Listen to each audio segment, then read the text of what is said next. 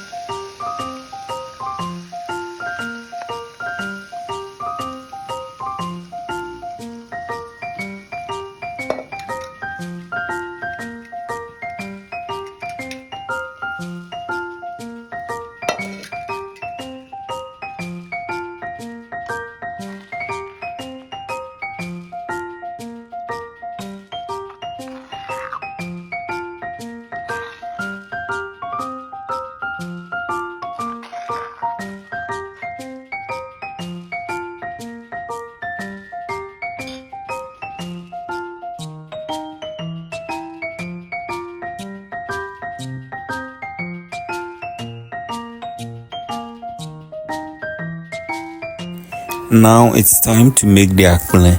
So at this point, you're just going to sprinkle a little bit of the corn flour to the water before you put it on fire. So at this point, you're going to mix a bit of the corn flour, to make that porridge.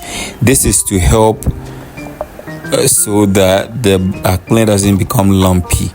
So this is like a porridge. We've taken it before we add the corn flour, and I'm going to fetch some of the water which I'm going to use later, because the last time, you guys remember, I used cold water. Yes, and the food didn't go well. If you use cold water, you're most likely to make the food go bad. And then this is how you turn akple so that you don't get lumps in it. Yes, and then you're supposed to use the water that I fetched down. That's the water you're supposed to use to make it soft. So as you guys can see, I'm just going to add the water till it's finished. Yes, so it makes it soft. And then this one, I will be adding the cassava dough, like I said earlier. So I blended the cassava dough because you want it smooth. If you can't blend it, you can just sieve it to get the smooth consistency, because this akple is supposed to be smooth and nice. So yeah. At this point, I'll be adding all the water. Not all though. I'm going to add the cassava dough, as you guys can see. I'm going to add the cassava dough, and then when I cook it, it will become a little bit hard. Yes, the consistency will become a little bit hard. So when I add the remaining water, then it fixes everything. So yeah, let's keep watching.